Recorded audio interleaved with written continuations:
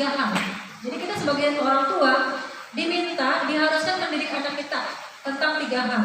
Nah ini kan teman-teman nanti kedepannya bakal jadi seorang ibu, benar gak? Udah kamu nikah kan, insya Allah. Jadi ilmu-ilmu tentang seorang ibu, ilmu tentang rumah tanggaan itu memang dari sekarang ya, agar punya bekal ya Bu ya.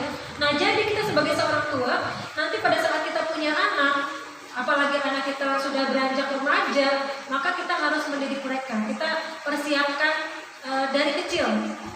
Kita dekatkan anak kita kepada agamanya, Bu. Agar apa? Agar dia dekat dengan Allah Subhanahu wa Ta'ala. Berapa banyak orang-orang, Masya Allah di zaman sekarang ya Bu ya, kita sebagai orang tua, ujian kita, tantangan kita sungguh berat ya Bu, sungguh berat di zaman yang sangat modern ini. Nah oleh karena itu kita perlu menanamkan akidah agama kepada anak-anak kita, agar pada saat di rumah itu kan kita sama anak-anak ya Bu ya.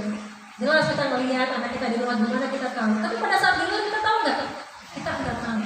Makanya pada saat anak-anak kita di luar, kita menyerahkannya kepada Allah. Ya Allah, aku titip anak-anakku kepadamu ya Allah. Begitu. Insya Allah Bu, kalau anak kita sudah kita bekali iman, sudah kita bekali ketakwaan, sudah kita dekatkan kepada agamanya, pada saat di luar dia akan pakai ke agamanya. Dia merasa Allah Subhanahu Wa Taala akan senantiasa bersama dia, ya bersama teman-teman semua. Jadi pada saat mau berbuat tidak baik, merasa ada Allah nih yang lihat, ada Allah yang memperhatikan gitu. Nah jadi teman-teman gitu ya, bersyukur kepada Allah Subhanahu Wa Taala. Kita berada di lingkungan, di wilayah yang yang diberikan kemudahan oleh Allah Subhanahu Wa Taala untuk mengaji ya, untuk belajar ilmu agama, dan mudah-mudahan yakinkan dalam diri kita, kita insya Allah menjadi anak yang solihah, kita menjadi seorang muslimah yang lebih baik lagi. Amin ya Allah ya Rabbal alamin. 3 hal itu apa Bu? Ya yang pertama, hobi nabiikum. Kita ajarin anak kita cinta kepada nabinya Bu. Kalau cinta kepada Allah itu jelas harus, tapi kita cinta dengan nabinya. Coba pada saat anak kita ditanya siapa idola kamu, siapa ya kira-kira? Punya idola nggak? Siapa idolanya? Blackpink. Punya idola nggak? Siapa? Idolanya siapa? Siapa namanya idola nggak? BP Bu. Mungkin diwakili sama saya aja, jadi saya tadi saya jawab. Ya kalau misalnya anak-anak zaman sekarang ditanya idolanya siapa, misalnya idola saya adalah Nabi Muhammad SAW. Banyak juga Bu, pada saat saya tanya langsung idolanya siapa? SJ, Susu Jahit, bukan Super Junior ya. Ada juga band-band Korea Bu, ya Blackpink atau Black and White lah, grup yang lain. Ternyata anak-anak kita yang zaman sekarang pada saat ditanya idolanya, kesukaannya siapa, mereka menyebutkannya yang lain. Ini bukan di sini, tapi juga di sana Bu, kalau di sini idolanya langsung dua. Amin ya Rabbal alamin. Itu banyak Bu, ditanya idolanya ini A, B, C, D segala macam, bahkan artis-artis luar negeri itu idolanya. Nah, kita sebagai orang tua mempunyai kewajiban Bu, agar apa anak kita pada saat ditanya siapa idola kamu, siapa orang yang sangat kamu kagumi, dia anak-anak kita menjawab idola saya, teladan saya adalah Nabi besar Muhammad SAW. Dan itu Bu, anak kita mempunyai idola Nabi Muhammad, nggak langsung kita membalikkan kedua telapak tangan, nggak langsung enggak. Semuanya butuh proses. Dimulai dari dia kecil kan Bu, kita ajarin ngaji. Pada saat kita hamil ya, pada saat ibu hamil kan dibaca sholawatan, diajak sholat. Pada saat lahiran digendong ya, dibaca sholawatan, salatullah salamullah gitu ya, dibaca sholawat. Itu sudah didekatkan dengan agama, sudah dibiasakan cinta dengan Nabi. Ibunya rajin sholawatan, didengarkan senandung-senandung Islami yang mengajak anak kita itu untuk apa Bu? Untuk senantiasa dekat kepada Nabi. Jadi hobi nabiikum, anak kita harus cinta dengan nabinya. Siapa? Baginda Nabi besar Muhammad SAW. Kenapa? Agar di dalam kehidupan ini anak-anak kita menjalankan kehidupannya sesuai apa yang diperintahkan oleh Rasulullah. Masya Allah, Rasulullah itu sudah paket lengkap Bu. Apa yang tidak ada dalam diri Rasulullah? Laqad kana lakum fi Rasulillah uswatun hasanah. Semua yang ada dalam diri Rasulullah itu uswatun hasanah. Semuanya suri tauladan yang baik, semuanya. Bahkan Rasulullah sendiri bagaimana menghormati pamannya, walaupun pamannya Abu Jahal, Abu Lahab jahat ke bapak Nabi, tapi bagaimana Rasulullah juga menghormati pamannya, saudara-saudaranya, walaupun sudah menyakiti baginda, tapi Rasulullah tetap apa Bu? Tetap menghormatinya.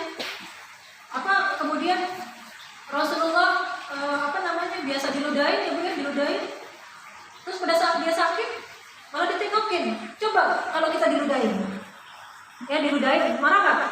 Marah. Terus yang ngeludahin kita sakit, kita bilangnya apa? Rasain, kuat atau tukang ngeludahin. Rasulullah nggak begitu, yang ngeludahin tuh yang suka maki-maki malah ditengok, malah dijenguk sampai akhirnya orang yang biasa memaki Rasulullah apa bu? Masuk Islam, masya Allah, ya. Syabbanul yaum rijalullah, teman-teman ini adalah generasi yang akan datang. Ini ibu, mama kalian akan tua. Kami juga nanti akan beranjak tua karena nggak mungkin muda terus, ya. Nanti muda di surga. Amin ya Allah. Iya bu, di surga nggak ada orang tua, bu, nggak ada nenek-nenek, nggak ada. Ya, semuanya muda. Ya. Makanya nenek-nenek kalau muda di akhirat semuanya jadi muda.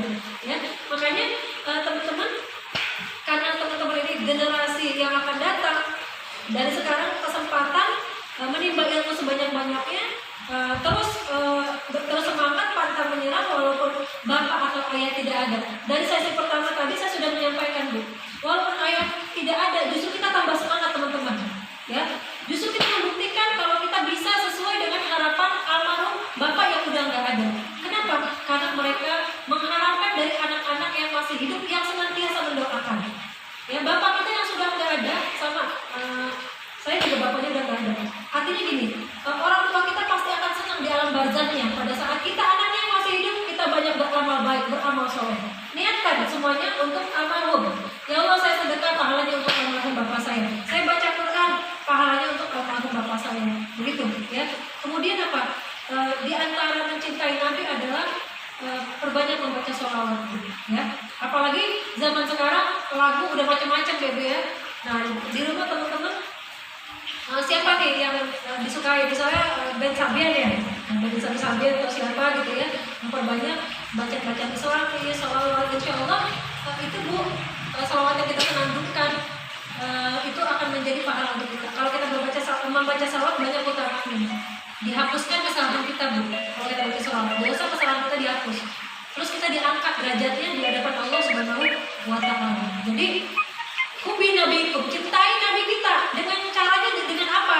Ikuti apa yang dicontohkan oleh Nabi, banyak bersolawat, ikuti apa yang sudah Rasulullah ajarkan kepada kita. Allahumma sholli ala sayyidina Muhammad. Kemudian apa lagi bu? Ya teman-teman, apa lagi? Wa hubbi ali baitihi, dan kita mencintai keluarga, ya. Kita harus punya ilmu, jangan sampai kita tahu Nabi kita, oh Nabi Muhammad, nama bapaknya siapa? Abdullah, ibunya juga Aminah, cuma berhenti sampai situ. Ya, kita pelajari terus tentang sirah nabawiyah. Sebenarnya Rasulullah itu bagaimana sih masa hidupnya dari mulai di dalam kandungan, terus maka kita akan tertarik, ya, akan tertarik mengikuti kisah perjalanan sirah sejarah Nabi besar Muhammad SAW. Anak-anak sekarang kamu kadang-kadang kalau penasaran, kadang-kadang suka sama artis, kadang-kadang suka penasaran ya, dia itu dari keluarga yang mana sih? Kisah itu gimana, benar nggak? Nah, sama, kalau kita ingin semakin mencintai Nabi, kita baca sejarahnya Rasulullah itu bagaimana ya, kemudian kesehariannya, keluarganya, ya, sehingga nanti di situ akan timbul rasa mahabbah, akan timbul rasa cinta. Nah, kemudian apa? Kita mengajarkan anak-anak kita untuk cinta dengan keluarga sendiri.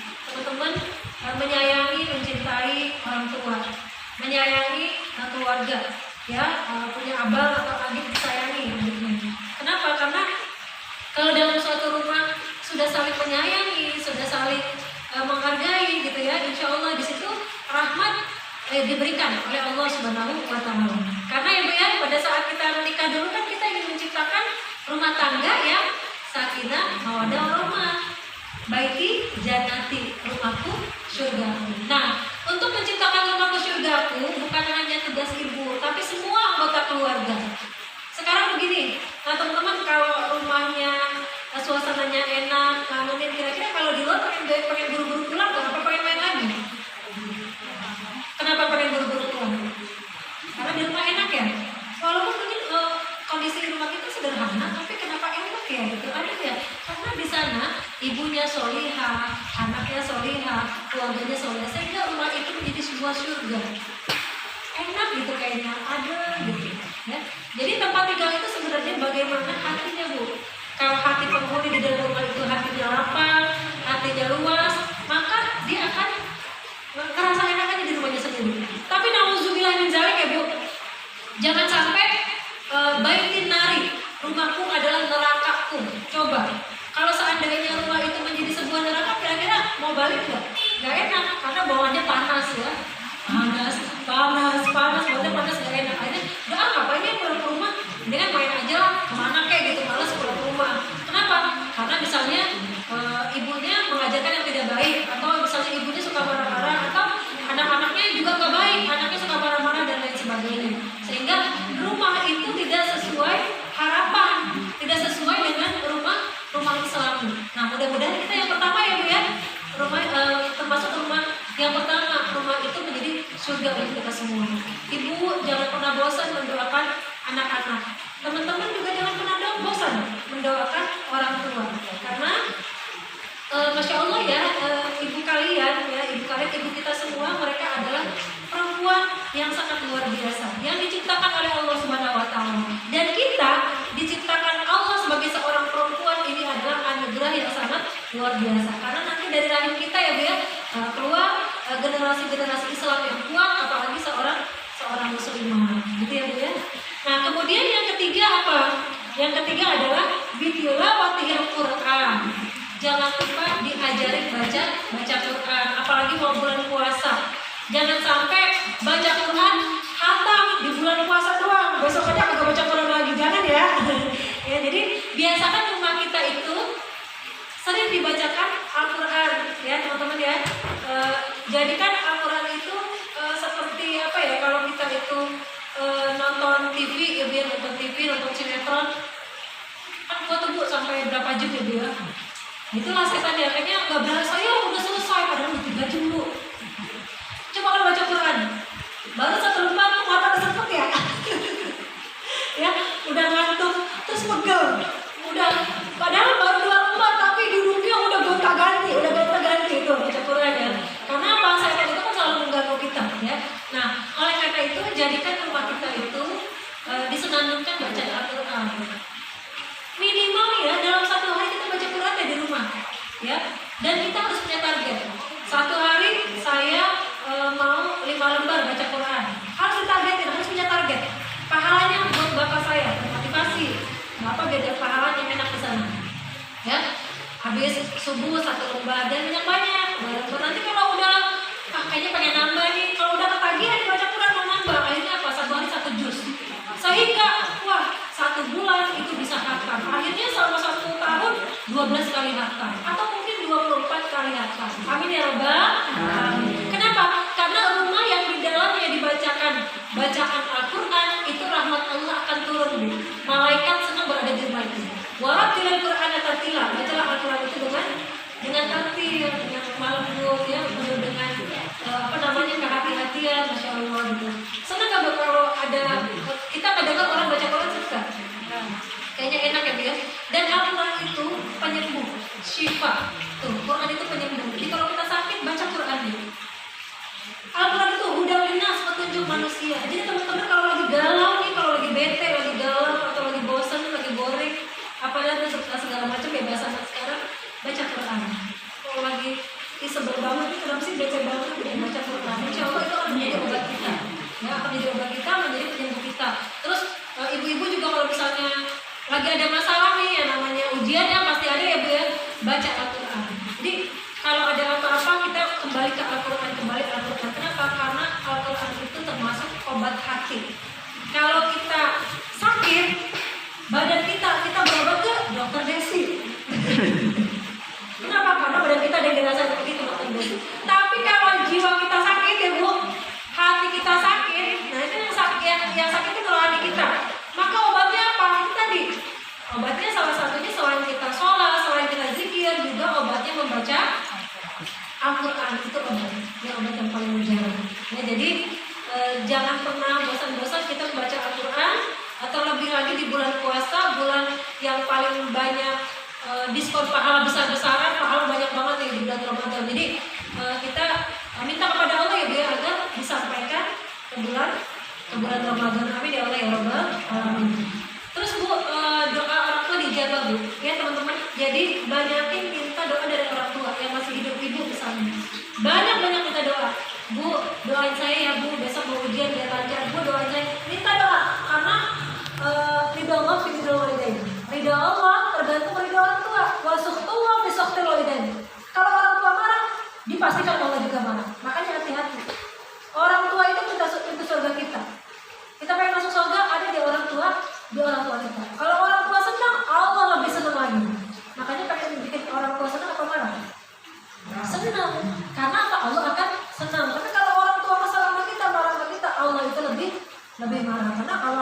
Allah orang tua marah, Allah juga marah. Makanya banyak minta doa, jangan pernah bosan. Karena kita anak lebih banyak kekurangannya ya, lebih banyak repotinnya kita jadi anak ya. Kita banyak repotinnya jadi anak, dari baru lahir udah repotin ya. Buang air dicebokin, makanya baru makan ya buang air ini makan. Kalau kata orang dulu nih Bu ya, kalau kata orang dulu, orang tua makan sama kotoran-kotoran anaknya, bener ya Bu? Maksudnya begini, lagi makan anaknya buang air, cebokin kan, nah, terus mau makan lagi buang air kecil. Itu ibarat katanya begitu perumpamaannya, orang tua sampai segitunya. Tapi apakah orang tua mengeluh? Orang tua tidak mengeluh. Apakah orang tua itu pernah nggak ditanya gini, kamu udah diurusin total 100 juta ada gitu? Nggak ada. Makanya kasih orang tua itu sepanjang masa, bahkan kasih sayangnya sampai dengan ke akhirat. Ibu juga begitu Bu, kita sebagai orang tua ya, kita berharap mereka yang akan mendoakan kita. Pada saat kita meninggal dunia, kita berharap mereka yang akan doain kita ya Bu ya. Pada saat kita sudah terbujur kaku, kita dikafanin ya Allah Robbi. Di situ anak kita bacain kita Yasin ya Bu. Bacain doa untuk kita semua, Masya Allah. Nah jadi orang tua itu sangat diijabah. Jadi baik atau buruknya tergantung dari orang tua, terutama seorang ibu. Sebelum saya akhiri tausiah saya, seorang imam Masjidil Haram ya, seorang imam Masjidil Haram bercerita beliau menjadi imam Masjidil Haram. Ternyata Bu, beliau menjadi imam Masjidil Haram karena doa ibunya. Apa yang didoakan ibunya? Jadi suatu hari ibunya lagi masak Bu, lagi masak makanannya banyak. Karena ada tamu yang mau datang, saudara yang mau datang, makanan sudah terhidang di meja. Ya, kita bayangin kita datang, makanan sudah terhidang di meja, anaknya datang. Makanan yang udah siap dimasak ibunya dengan susah payah ditaburin tanah. Gimana perasaan ibu kalau anak kita begitu? Hah? Diapain anaknya? Jujur? Hah? Dijewer apa diapain lagi Bu? Hah? Dimarahin, apa lagi Bu? Disumpahin ya, dasar anak setan gitu ya. Kalau ibunya siapa gitu ya. Itu contoh ya Bu ya, bukan bermaksud kasar. Apalagi pokoknya sumpah serapah. Tapi saat itu ibunya itu berlindung kepada Allah, ingat kepada Allah. Kesel banget, masak udah capek-capek ditaburin, kalau bawang goreng tambah enak ya Bu ya. Nah ini tanah, tapi saat itu ibunya ingat kepada Allah. Saat itu ibunya bilang, aku doakan kamu nanti sudah besar jadi imam Masjidil Haram. Masya Allah. Rupanya saat itu doanya diaminkan oleh malaikat. Beberapa puluh tahun kemudian, benar Bu jadi imam Masjidil Haram. Gara-gara apa? Ibunya lagi marah, disumpahin jadi imam. Makanya ibu kalau kita lagi marah, ya kalau nanti ibu doain kamu nanti jadi presiden, gitu kan? Ibu doain kamu jadi penghafal Quran, ibu doain kamu nanti jadi bos, ya, bos apalah gitu ya, pokoknya bos lah gitu ya. Doain yang baik-baik. Ibu doakan kamu nanti jadi anak yang solehah. Ibu doain kamu nanti jadi menteri, apalah gitu yang baik-baik. Insya Allah nanti diijabah. Makanya ya teman-teman hati-hati. Jangan sampai bikin orang tuanya kesel, karena nanti kalau orang tua, iya kalau lagi sadar ya Bu, kalau orang tua lagi nggak sadar, emang malah didoain yang jelek-jelek. Ibu doain kamu biar jadi anak jelek. Oh, udah ada jelek kamu jelek ya doain. Canda ya Bu, canda gitu ya. Ibu doain kamu, nauzubillah Bu. Ya, nauzubillah. Makanya di sini nih kita sebagai seorang ibu dan teman-teman semua ini belajar ya, nanti kita keluar dari mulut kita yang baik-baik. Kalau kita lagi marah nih, udah emosi, udah memuncak, udah kebul, ibarat katanya udah marah banget, istighfar. Karena di situ setan banyak astagfirullahaladzim ya Allah. Ini anak saya yang saya lahirkan dengan susah payah, masa sih saya doakan yang jelek-jelek. Kita saling mengingatkan ya Bu ya. Kalau ibu-ibu udah pengalaman ya, ini saya yang masih belajar ya. Mudah-mudahan kita di sini semuanya termasuk orang-orang yang senantiasa disayang oleh Allah, Ibu, yang senantiasa mendapatkan petunjuk dari Allah Subhanahu Wa Taala. Anak-anak kita sukses, berhasil, berkah, selamat, bisa tercapai cita-cita yang diinginkannya. Apapun nanti kalian mau jadi apa, kan sekarang udah jadi orang ya, udah jadi orang. Ya, maksudnya kalau kamu udah jadi di masa depan nanti jadi apapun ya, kamu mau jadi apa cita-citanya, jangan lupa ya, apapun nanti pekerjaan kamu tetap jadi anak yang soleh ya. Jadi bisa jadi jadi guru yang soleh, yang cinta sama Allah, yang cinta sama Nabi. Jadi apapun ya, apapun pekerjaannya, apalagi seperti Bu Dokter Desi jadi dokter, tapi dokter yang soleh insya Allah gitu. Itu harapan kita semua ya Bu ya.